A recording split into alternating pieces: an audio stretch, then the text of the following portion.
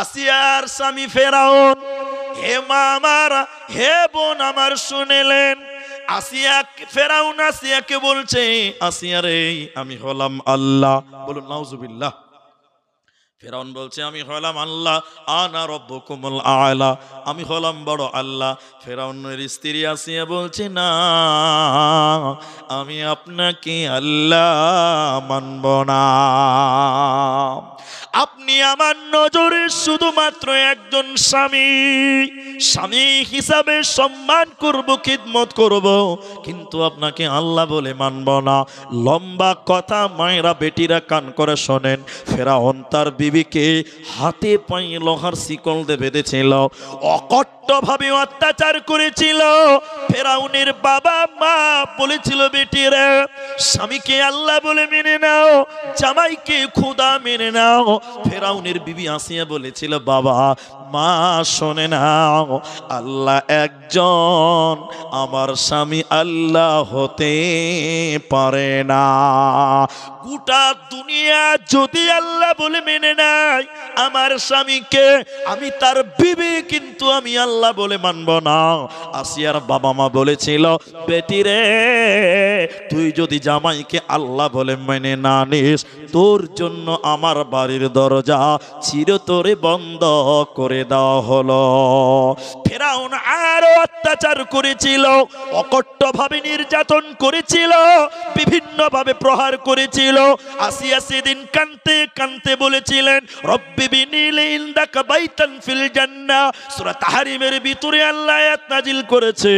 আসিয়া কানতে কানতে বলেছিল, শরীরকে মেরে অসাড় করে দিয়েছিল, আসিয়ার শরীরকে রক্তাক্ত করে দিয়েছিল। কেউ বলছেন কাঁটার উপরে শুইয়ে দিয়েছিল, কেউ বলেছেন না কাঁচের উপরে শুইয়েছিল। আসিয়া কানতে কানতে বলেছিলেন আল্লাহ, জালেম স্বামী, জালেম কম, জালেম সম্প্রদায়, আল্লাহ বাপের বাড়ির দরজা থেকে বঞ্চিত হয়ে গেলাম, স্বামীর বাড়ি থেকে বঞ্চিত হয়ে গেলাম, আল্লাহ তুমি জান্নাতে একটু জায়গা করে দিও।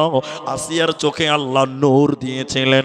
আল্লাহ সত্য আসমানকে কাঁপিয়ে বলেছিলেন, এরে আমার বান্দি আসিয়া শুনে নাও, স্বামীর বাড়ির দরজা বন্ধ, তোর বাপের বাড়ির দরজা বন্ধ, কিন্তু আমি আল্লাহ জান্নাতের দরজা তোর জন্য অবদার খুলে দিলাম।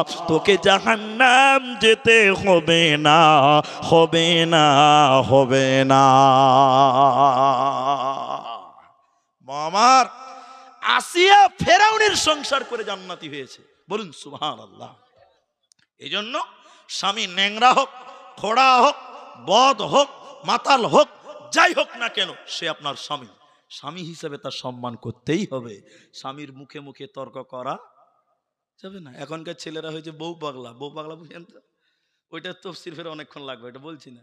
আমি যখন ছোট ছিলাম, আমরা ছাত্র ছিলাম যখন, তো এখনকার জামানা মিলান খালি দেখেন, হেড মাওলানা, এই আব্দুর রহমান, আরে সফিউর রহমান কোথায় রে, এই আতিকর, আমাদের সাথী বন্ধুদের নাম এগুলো, এই তিনজন চল আদায় যেতে হবে, গায়ে গায়ে আদায় করতে হবে। এই আব্দুর রহমান বক্তা হয়েছে আজকে, জানেন প্রত্যেক বৃহস্পতিবার শুক্রবার চাল আদায় করতে যেতাম, ব্যাগে করে বাড়ি বাড়ি গেছি। ফকির যেমন ভিক্ষা করতে যাবে ভাবে আমরা চাল আদায় করতাম। সপ্তাহে দুদিন, বৃহস্পতিবার শুক্রবার 1 কেজি চাল দিদি মাদ্রাসায় দিতাম, আমাদের দিদি 1 টাকা। ক টাকা দিত? 1 টাকা। ওই চাল বোর্ডিং এ রান্না হতো, ওইটা খেয়ে মানুষ হয়েছি। আমি অত দূর বলবো না, শোনেন যেটা আমি বলছিলাম। হেড মাওলানা বলছে চল রে বেটা, বাবু চল রে, চল রে। তো মাওলানা কি মানুষের বাড়ির ভিতরে ঢুকতে পারবে? তো এই জন্য তালবিলিম নিয়ে যাবে। এবার আমাদেরকে বলছে, দেখেন বর্তমান পুরুষদের অবস্থা দেখেন, আমাদেরকে বলছে আব্দুর রহমান ডাকো তো। বাড়ির দরজা আওয়াজ করছি, বাড়িতে কেউ আছেন? 8টা বাজে, 7টা বাজে, কে? বেরিয়ে আসেন।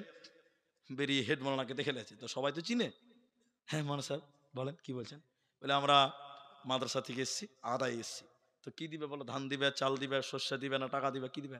তো ছেলেটা বলছে, হ্যাঁ মুনি সাহেব এটা থামেন, এটা থামেন, আমি বাড়ির ভিতর থেকে আসছি। তো আমরা তালবিলিম কত পাকা, ওটা তো জানেন। এবার ও যখন বাড়িতে ঢুকেছে, আমরা জানলাতে কান লাগিয়ে শুনছি, এবার দেখছি কি হয়েছে ভিতরে। এই খ্যাপার বউকে যে বলছে, হাগো হেড মুলবি এসছে, ক টাকা দিব বলো, বলো।